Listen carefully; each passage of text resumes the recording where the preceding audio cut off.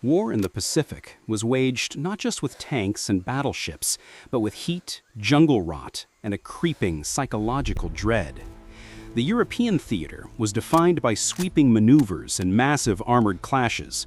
The Pacific was defined by inches of mud, darkness, and an enemy often unseen until the moment of attack. Here, amidst the suffocating green hell of the islands, one man would redefine the role of the American sniper. His name was Carlos Hathcock, a Marine who became a legend, a ghost who hunted ghosts, and a quiet man whose personal war tally would become one of the most astonishing and controversial in military history. Welcome to my channel. I hope the story I'm about to share surprises you as much as it surprised me. History doesn't just tell us about the past. Sometimes it reveals the forgotten truths hidden in the shadows. Before we begin, if you enjoy deep and well-crafted historical stories like this, subscribing to the channel and liking the video would mean a lot. With your support, we can continue bringing more untold history into the light. And today's topic is truly breathtaking: the real story of a sniper who recorded 300 confirmed kills and why he became the hunted. If you're ready, let's begin. The Boy from Arkansas. To understand the ghost, you must first know the man. Carlos Norman Hathcock II was born in 1942 in Little Rock, Arkansas. His childhood was not one of urban sprawl, but of forests, fields, and the profound, demanding silence of the rural South. Like many young men from his background, his education came not from books alone, but from the skill sets necessary for survival: stalking, patience, and absolute proficiency with a rifle. By the age of 10, Carlos was already an accomplished hunter, learning the rhythm of the woods and the delicate balance between predator and prey. This early training, the ability to remain motionless for hours, to read the wind, and to know exactly how far away death waited, would prove far more valuable than any military academy could teach. The poverty of his family life led him, like countless others, to seek a future in the military. In 1959, he enlisted in the United States Marine Corps, finding in its discipline and precision a mirror of his own nature. Hathcock was a natural marksman, quickly distinguishing himself. In 1965, he won the prestigious Wimbledon Cup, one of the world's most difficult long-range shooting competitions. This was his initial fame, confirming his talent to the world. But no one knew that the target paper and the range flag were merely preparation for the true, deadly scope of his unique calling. The Jungle's Call: Deployment to Vietnam. While the documentary centers on a single figure, his story is inextricably linked to the escalating war in Vietnam. In 1966, Staff Sergeant Hathcock deployed to the Republic of Vietnam. He was initially a military policeman, but his extraordinary talent with a rifle was too valuable to waste on traffic patrol.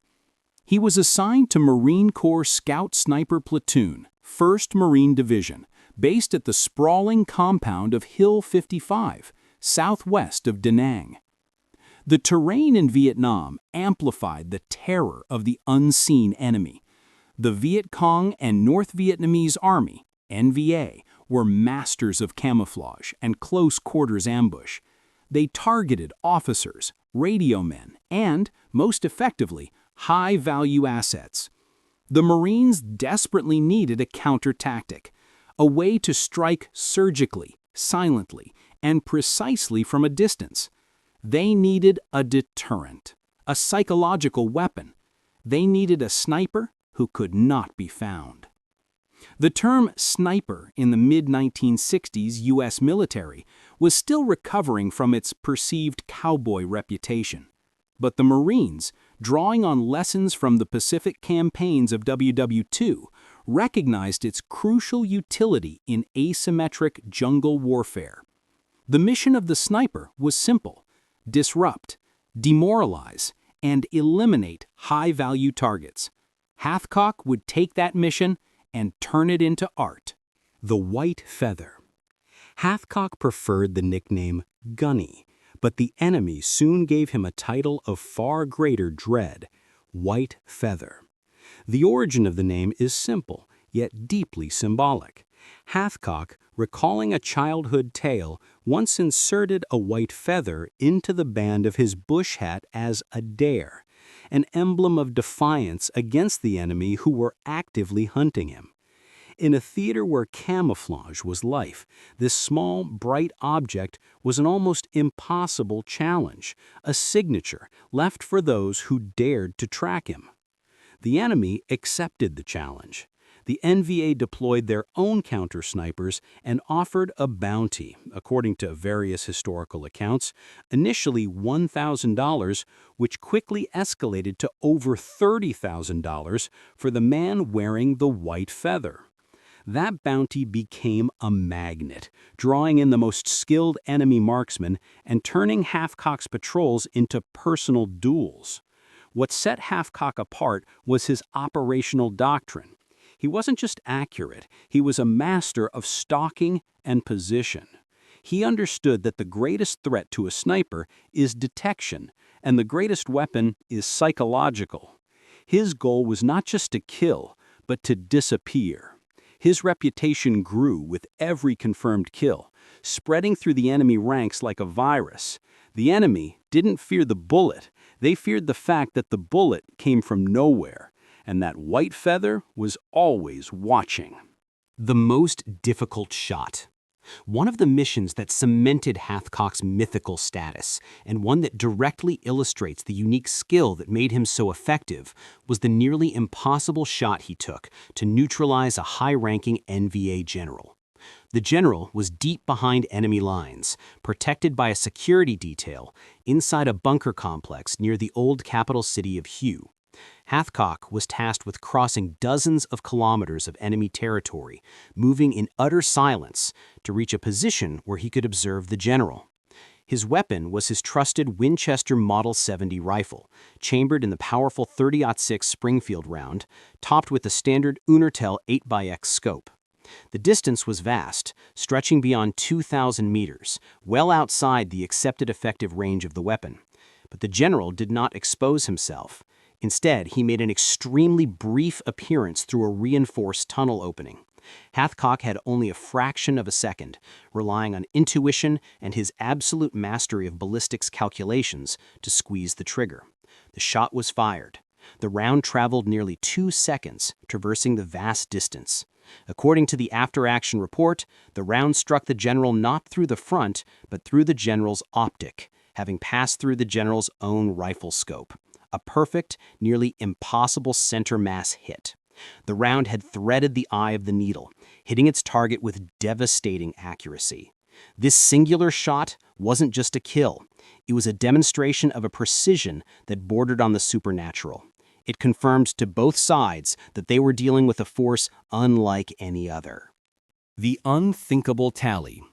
During his multiple tours in Vietnam, Hathcock accumulated an official record of 93 confirmed kills. In the world of military snipers, where confirmation requires a witness, a body, or documented evidence, 93 is an astonishing tally, placing him among the most successful snipers in U.S. military history. However, the number that truly defined the legend of the white feather was much higher. According to military practice, a sniper is credited with all the kills he could not officially confirm, which were estimated to be over 300. Hathcock himself believed his actual tally was over 300. These were enemy soldiers who fell silently in the jungle, high-ranking officers eliminated with no witnesses, and commanders taken out deep behind enemy lines. The number 300 became the anchor of his myth, the figure that symbolized the ghost he had become to the North Vietnamese. The controversy over the number is irrelevant to the impact. Whether 93 or 300, Hathcock fundamentally altered the psychological landscape of the war in his sector. He was the invisible predator who instilled constant fear, forcing the enemy to dedicate massive resources to hunting him down. The war was never truly about the numbers, but about the overwhelming psychological dominance he exerted over the battlefield. He was a warrior operating on the razor's edge of human capability. But the hunt was not over. The enemy was closing in, and the greatest duel of his career was yet to come. The legend of the white feather grew into a tangible problem for the North Vietnamese. The high bounty, equivalent to a lifetime of earnings, drew elite marksmen from every corner of the NVA and Viet Cong network. Hathcock was no longer merely disrupting patrols. He was the primary target in an escalating shadow war. The Marines knew that if the NVA was willing to dedicate such vast resources to killing one man, that man must be truly effective.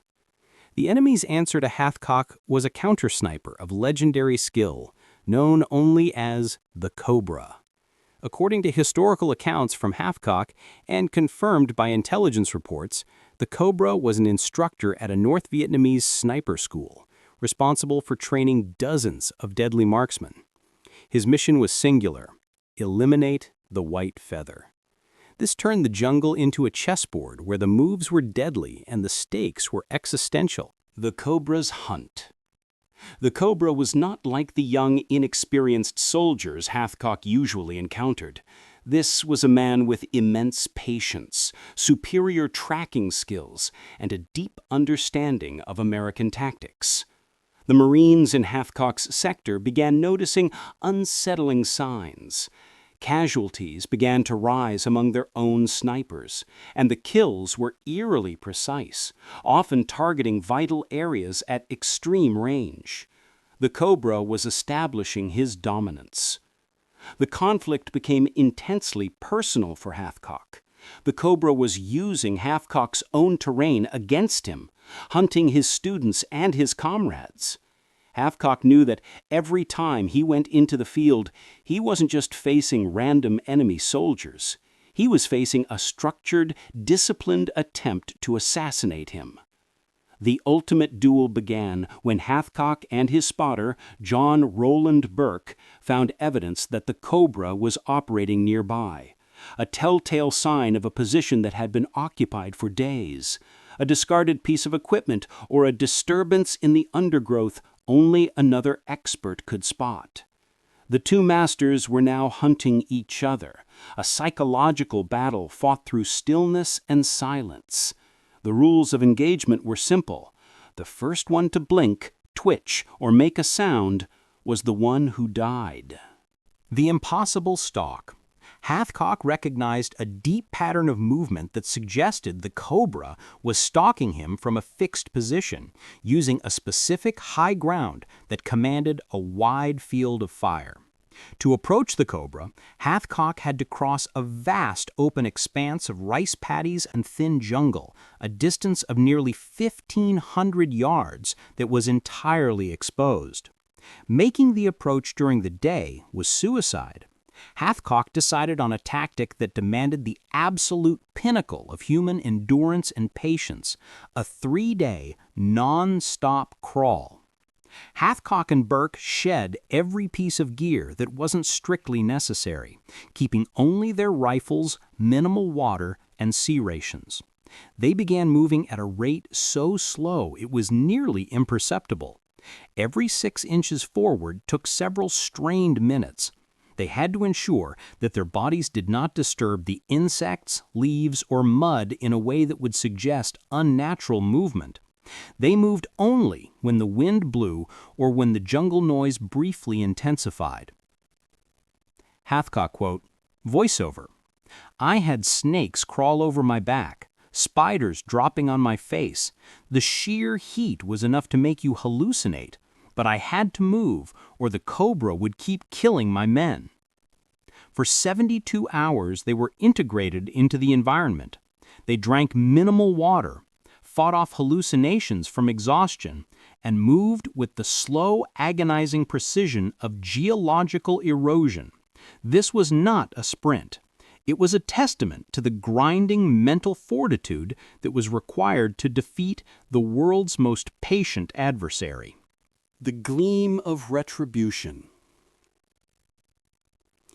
Finally, after the excruciating crawl, Hathcock reached his designated firing position. He was exhausted, dehydrated, and nearly out of time.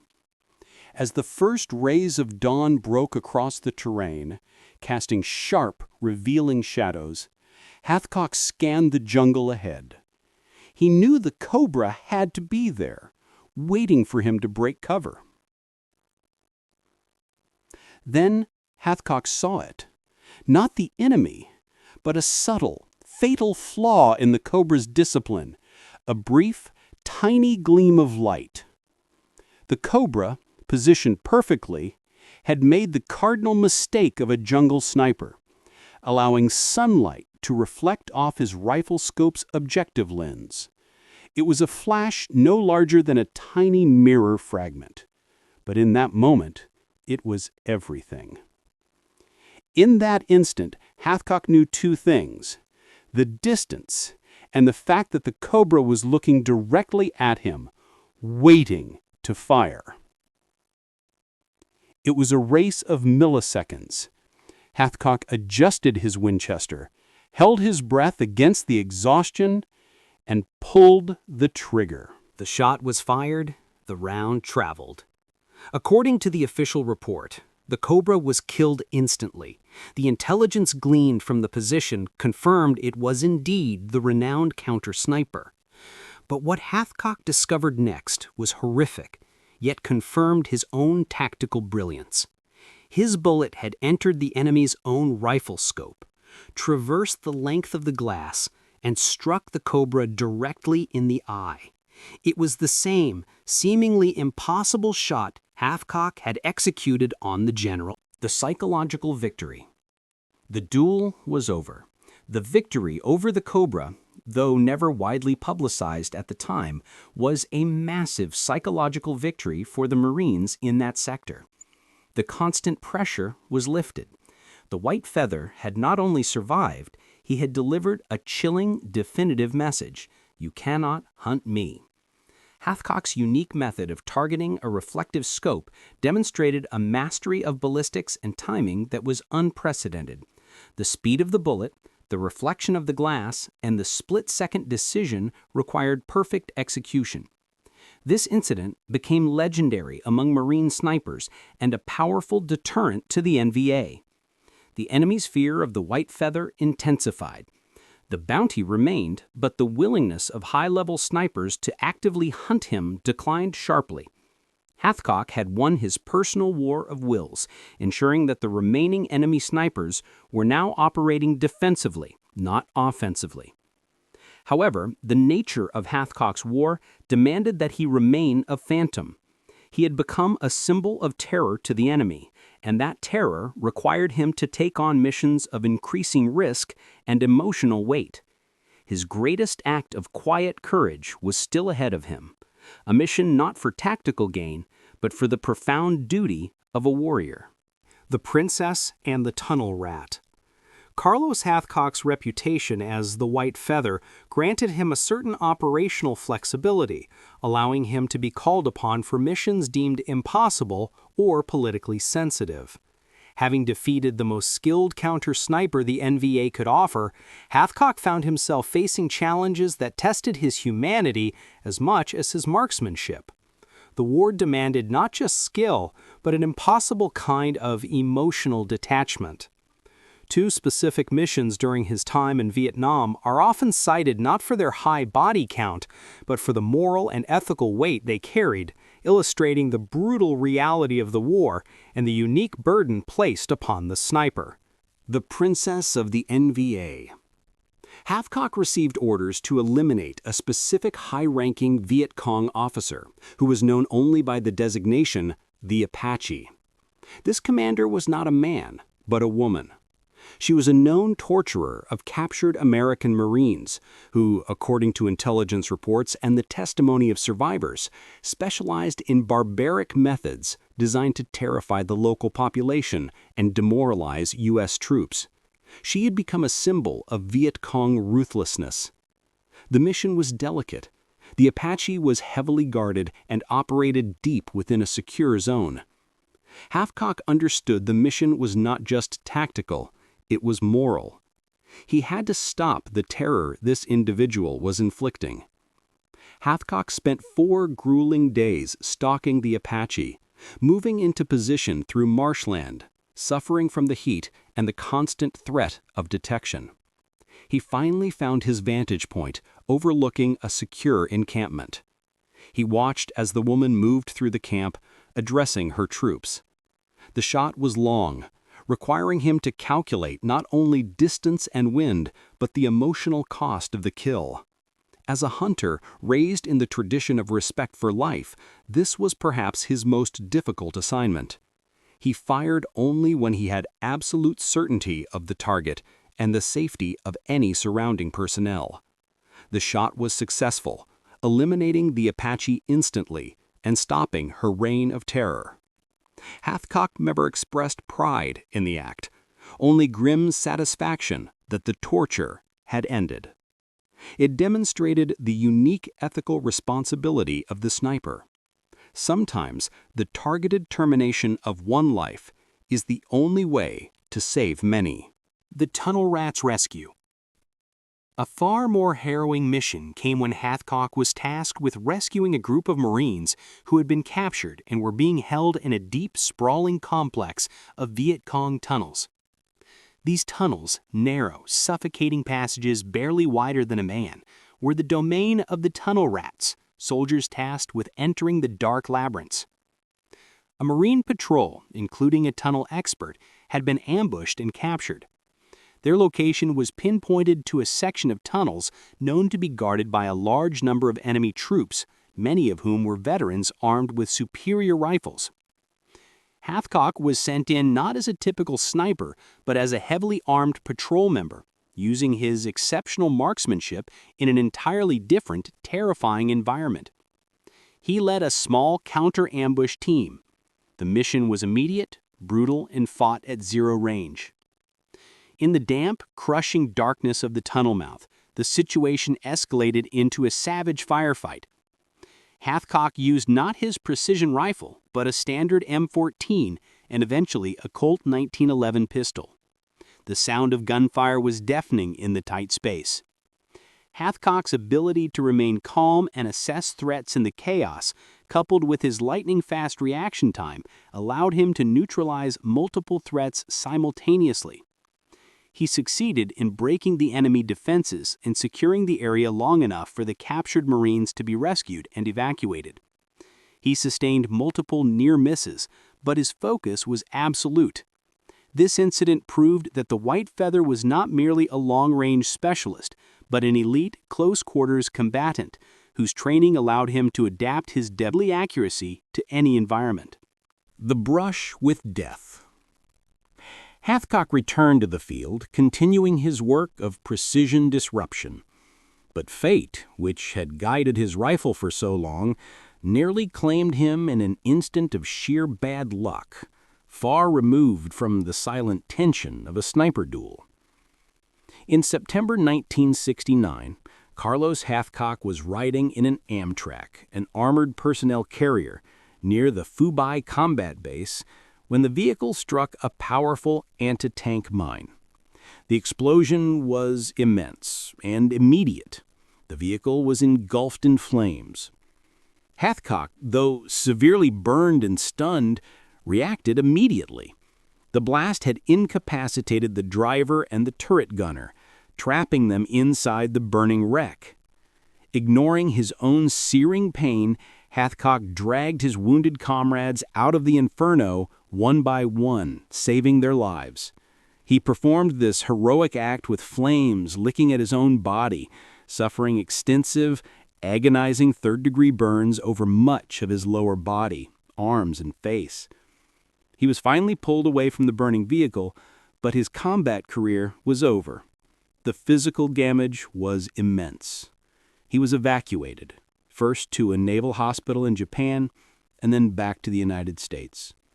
His legend as the White Feather was sealed, but his life had been irrevocably altered. The invisible wounds. Hathcock spent months at the Brooke Army Medical Center in San Antonio, Texas, undergoing 13 skin grafts and grueling rehabilitation. The physical scars were deep and permanent, but the invisible wounds of the war, the post-traumatic stress and the shock of leaving the intense focus of combat for the confusing sprawl of civilian life were just as profound. The Marines, recognizing his unique value and unwilling to lose his expertise, offered him an instructor position at the Marine Corps Sniper School at Quantico, Virginia. He accepted, dedicating his post-war years to passing on the craft that had saved his life and the lives of countless others. He pioneered much of the modern U.S. military sniper doctrine, emphasizing ethics, patience, and the philosophy that the sniper's job is not just to kill, but to deter and save lives through precision fear.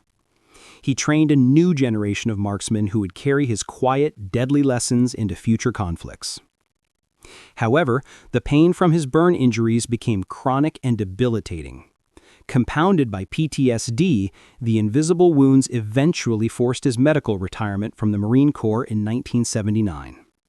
Hathcock left the service carrying the burden of his immense tally, the trauma of the fire, and the knowledge that he had fundamentally changed the nature of his chosen profession. His war was over, but the myth of the White Feather, the man who killed 300, was only just beginning its ascent into legend. When Carlos Hathcock returned home, carrying the physical and psychological scars of the war, he entered a unique kind of retirement.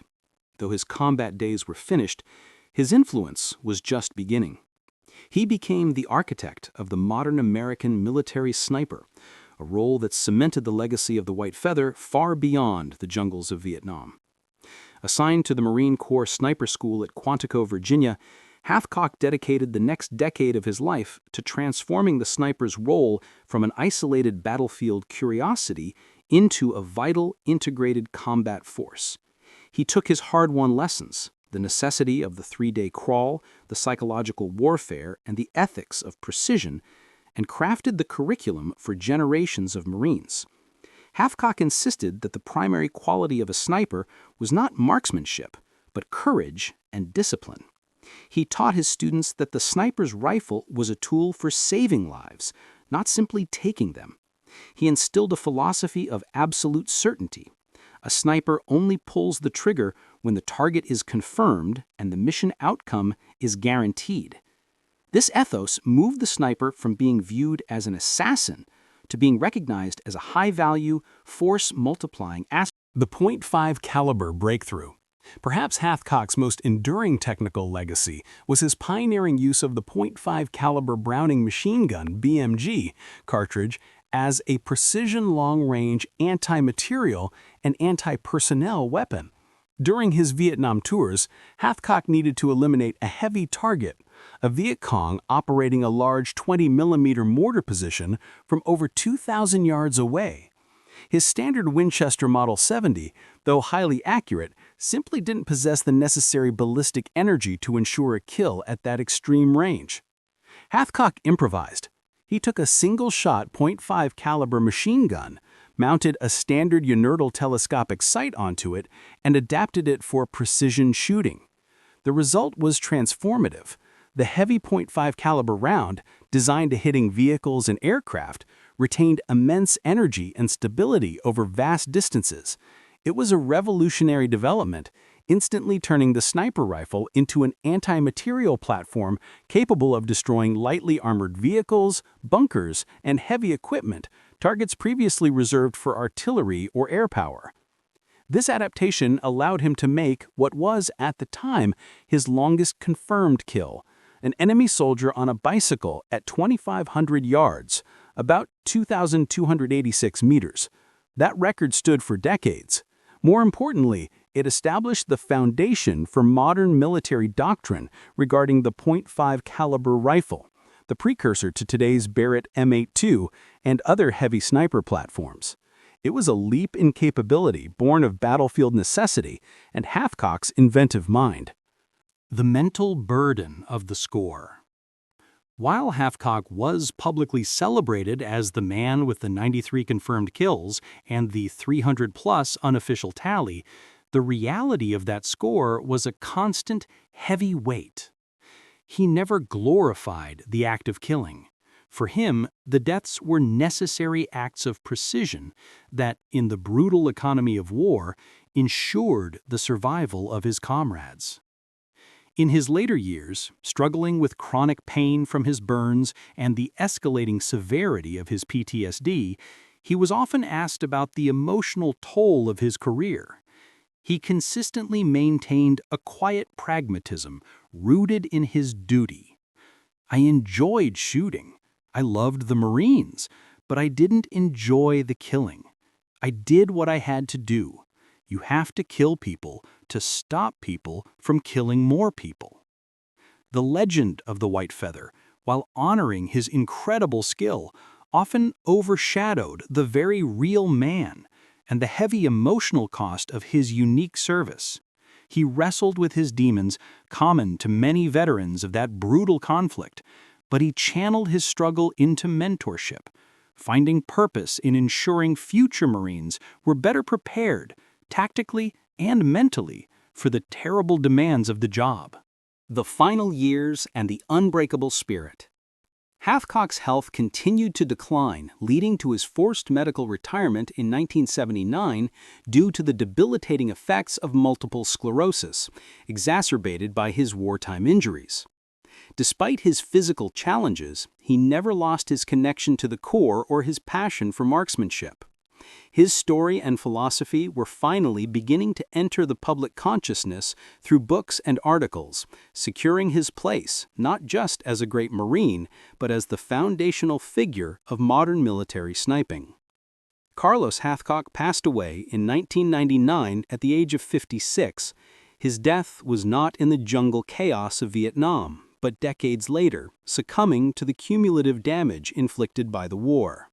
Yet his legacy was already immortalized. The impact of the White Feather is felt every time an American sniper takes position today. The focus on discipline, the mastery of the .50 caliber weapon, the emphasis on target identification, all trace back to the quiet man from Arkansas who stared down the psychological terror of the Vietnam jungle and won a duel against a phantom. He was the ghost who hunted the unseen enemy, and in doing so, he cemented the fact that in the unpredictable theater of modern warfare, the long reach of a single, skilled marksman can change the entire trajectory of a battle.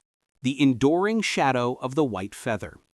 The story of Carlos Hathcock, the White Feather, is not just a tale of incredible marksmanship in the jungles of Vietnam. It is the enduring story of how personal mastery transcends military conflict and shapes future generations. After his forced retirement, Hathcock continued to struggle both with the relentless physical pain caused by multiple sclerosis and the deep psychological cost of his combat service. The Marine Corps awarded him the Silver Star for his heroism in pulling his comrades from the burning Amtrak, a testament to his courage that had nothing to do with a rifle scope. But the medals and the legends could not cure the man.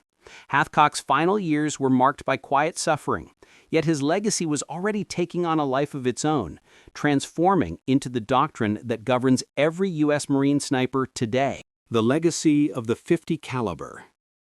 The greatest tactical testament to Hathcock's innovative genius is the ubiquitous presence of the .50 caliber anti-material rifle in the arsenals of modern militaries. What began as Hathcock's improvised solution to a mortar crew became a standard combat platform. The .50 caliber BMG cartridge, with its range and kinetic energy, fundamentally changed the game. It allowed snipers to engage targets like radar dishes, enemy vehicles, unexploded ordnance, and communications infrastructure from distances previously considered impossible. The Marines later established the Carlos Hathcock Award for Excellence in Sniper Competition, and perhaps most fittingly, dedicated the Carlos Hathcock Range at the Quantico Sniper School. Every Marine who passes through that school learns the history of the White Feather, focusing not on the controversial kill count, but on the virtues of patience, adaptation, and discipline.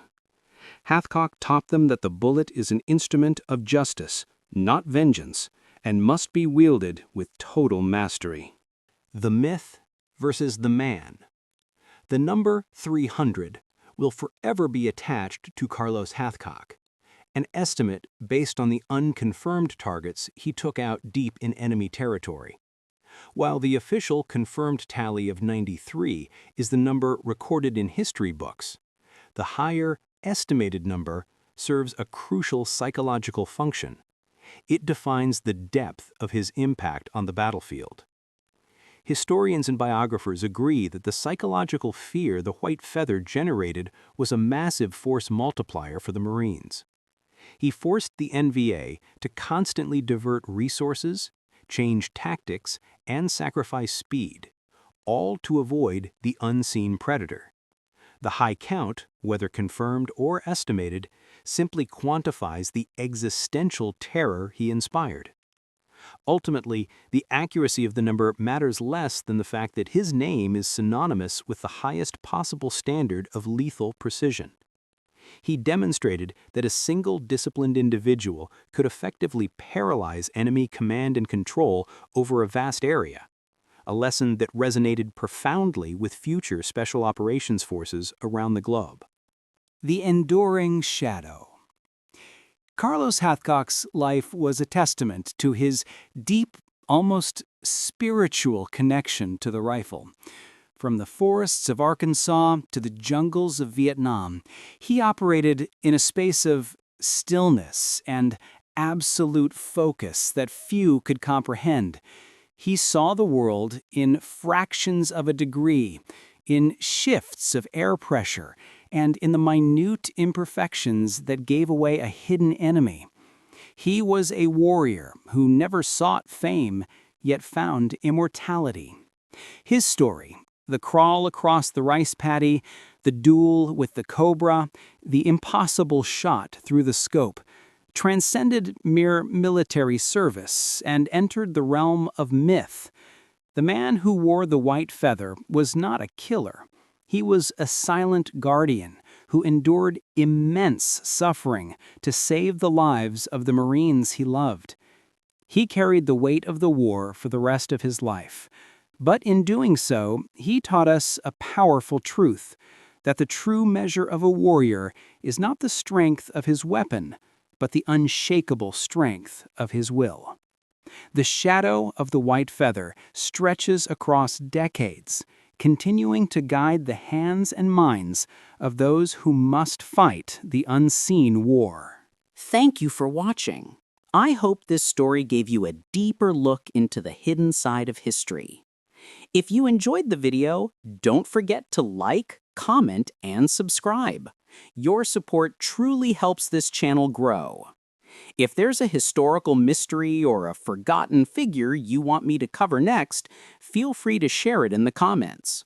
Until the next story, stay curious, stay sharp, and take care.